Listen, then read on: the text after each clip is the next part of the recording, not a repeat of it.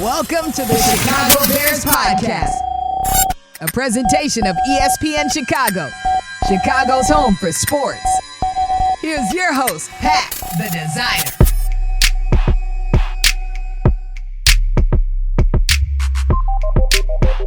Interesting topic EO brought to us. And I don't even know if this is how he intended it, but this is how I take it. He asked us, who is the Shohei Ohtani and Mike Trout of the NFL? That tandem where you look at it and you're like, those are two amazing players. But I took it in this way. The Shohei Ohtani and Mike Trout of the NFL basically means two amazing players on a team that are leading the way that kind of sucks. I figured that you could go that way of like, because obviously we know that the Angels have not made the postseason since Shohei got there, and very well. It's going to happen. If they don't make the playoffs this year, he's out. Come on to the. He'll come. I know Jerry's not going to pay him, but come to the White Sox. Come to the Cubs. I think he's going to come to the Cubs or the Dodgers or the Mets. You got to think of teams also first start with high payroll, but all those things matter. Anyways, you have a good way of looking at that because that's where my head went initially. But I took it a different way because I know last night they both homered in their. I think the Angels won last night. Angels did win last night. So they both homered. Like they're both, in theory, two of the best players in baseball. In baseball, and not just in theory. I say that because we haven't seen that translate to like this team has won a World Series. Yeah. But Shohei is the most exciting player. You haven't seen a two-way player like that since Babe Ruth. So yeah, no. That in itself, and it's like, okay, who's a unicorn in the NFL? Patrick Mahomes is a unicorn. Patrick Mahomes. And so my brain went to Mahomes and Kelsey. And that's probably the cop-out easy answer that if you give that question to anybody and say, all right, who's the best tandem?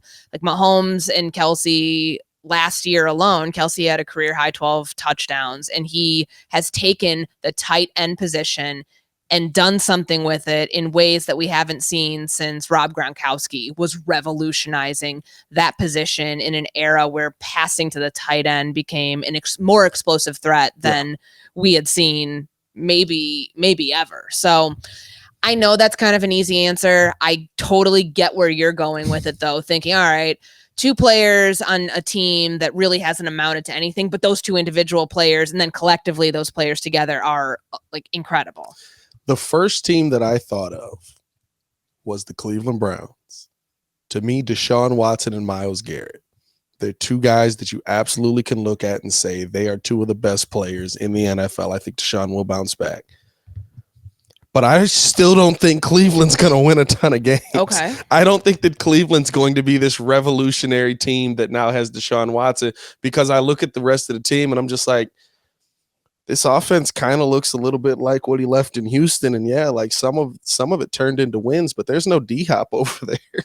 You know what I mean? We still, is Jarvis Landry still there, right? Like he went back to New Orleans. Oh, it's right. He's in New Orleans. Oh God. Amari Cooper's there. Okay. Yeah. Amari Cooper. No, Cleveland's roster doesn't give you anything that like makes your eyes pop out when you look at it. Yeah. And I think that's the thing for me. I thought about that because I know what those two are. Myles Garrett is one of the best pass rushers in the NFL. Mm-hmm. And we talk about that defense getting shredded often. Yeah. I feel like that's the one where I looked at it and I was like, yeah, that makes sense for me with because the Angels are just like, it feels like they're wasting careers. Yeah. And that's kind of how I feel with every exactly player on the Cleveland. Cleveland That's exactly why Shohei Ohtani Browns. will not be there next year. I hope he's not. I really hope he's not. Even if they make the playoffs, I hope he's not. I do too. The AL West, I'm sorry, should not be this hard to win. They are, this is a tough take, especially on the Chicago podcast. They are the LA White Sox. That's how I feel when I watch that team. I can see the talent. They're not that bad. Well, here's the thing. I can see the talented players on the team. Did you see an MVP candidate in Luis Robert? I know that we have one in Shohei Ohtani. He's probably going to win the AL MVP again. Did you see that? When you're comparing the teams, did you see that? When I look at Lou Bob and what he's got to get it together and he's got to stay healthy, mostly, right? Which again, Angels. Sure, that's Mike Trout. He's got to get it together and he's got to stay healthy. But I think with Lou Bob, the thing is, right, like he's just trying to find his groove. When he's on, He is one of the best players in baseball. He's one of the best defenders. He can hit the baseball a mile. Maybe don't swing at everything. Maybe, take a ball every now and then. He took a walk when I went to the game, and we were just like, oh, my God. I think Tim Anderson took one, too. I was like, I need to come to more games. Apparently, they walk when I'm here. But when you bring him up, I think of wasting careers. Yes. I think Tim Anderson, to me, is more of the – Tim Anderson's probably the Mike Trout of this situation, which is tough to say because Mike Trout's definitely a better baseball player than Tim Anderson is. But Tim Anderson doesn't make sense in baseball terms. He doesn't take walks, and he's always on base.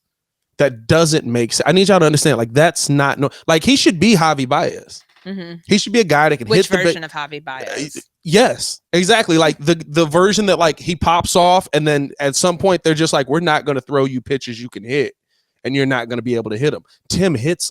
Mm-hmm. So he's an anomaly in baseball to me. And I think that Lou Bob is probably, now prove me right by the end of the season, to keep playing the way we're playing out here. But I think that Lou Bob is probably the player that I look at and say he can be your MVP candidate, which would kind of compare the two of the Angels and the White Sox. It's a Bika Miobi stretch. I think you're really might be a Bika Miobi there, stretch. It's also second team in the city to me. Because I think the Dodgers have overtaken 100% they have, even though the most exciting players out in Anaheim, even though it's not Los Angeles. But all that said, when Eric gave us this question, I was thinking just not even in NFL terms, other teams, other sports. I mean, in the NBA, is it Clay and Steph? But they've actually won. It's hard because you think of most exciting players. Clay is not the most exciting player. He's not the most exciting two anymore on a team. Steph sure is still doing what he's doing, and he's the Shohei of that team. But it's a hard question. In theory, you're okay, just find a really good duo, and that's your answer. My cop-out answer of Mahomes and Kelsey. But I like where you took it of really good duo on a team that can't seem to get it done. Yeah. I mean, this is tough that I have to kill all our teams. Is it the Bulls? Zach LaVine and DeMar DeRozan are both 25 point per game guys. Vooch is 18 and 11 and we can't make the playoffs. Yeah. I mean, I see the parallels. I get it.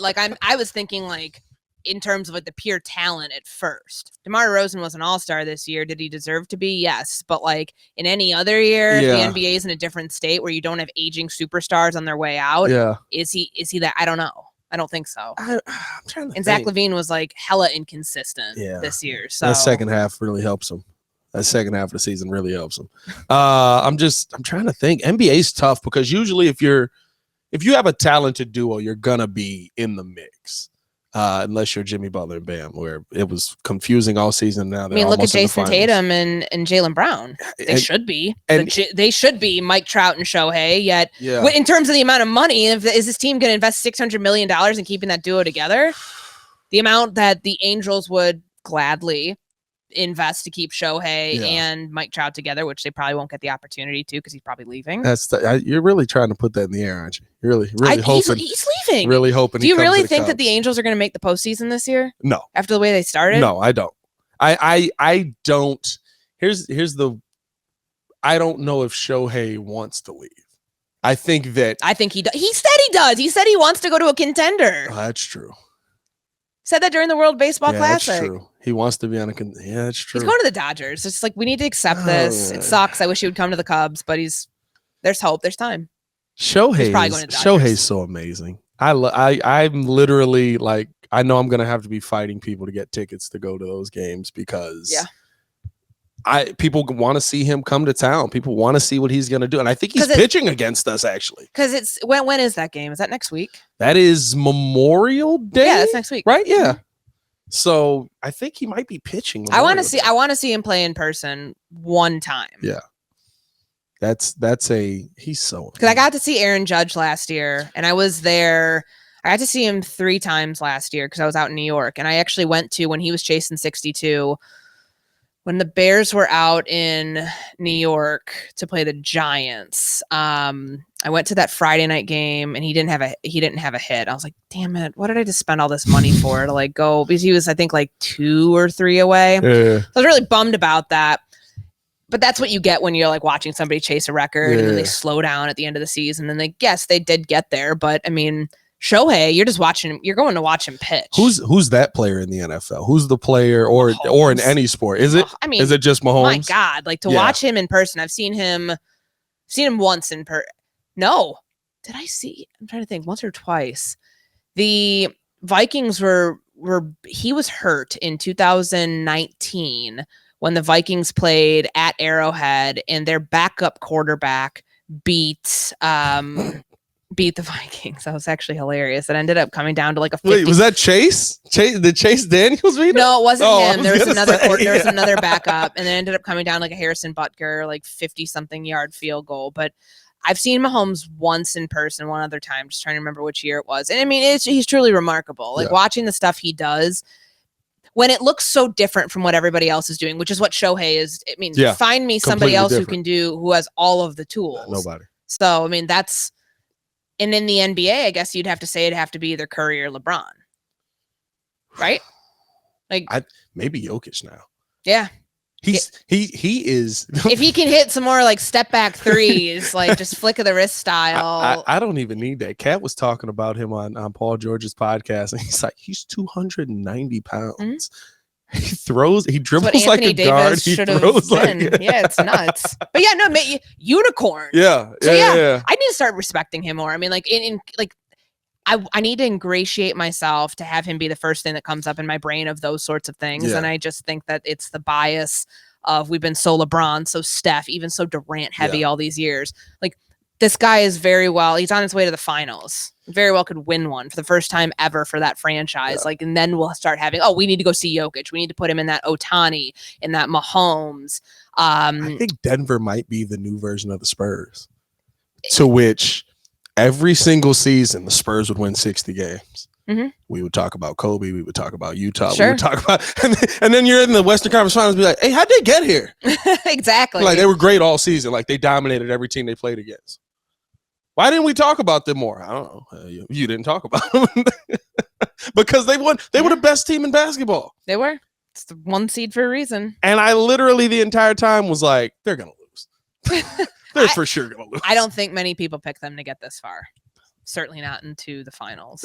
It's been a fun year for sports. Let's hope that it finishes out strong. Jimmy Butler gets to the NBA Finals tonight because I just want to see you in the finals again. Hey, man, follow us on everything at Chicago Bears Podcast. Make sure you're listening in Monday through Friday. You can also follow us on ESPN Chicago. We're here Monday through Friday through all of the offseason and heading into the season. I can't wait to get to the season, but we're going to have a lot of fun this offseason. As always, man, it's your boy, Pat the Designer, joined by Courtney Cronin. Appreciate you for always coming through. Anytime. Make sure to bring a little more Bears nuggets next time. I need some those things that you can't say, you can say them here. Yeah, those things that people tell you next week, so it'll be another exciting week of off-season content. We'll get excited again. As always, man, stay safe out there, Bears fans. Big Bird Don. Peace.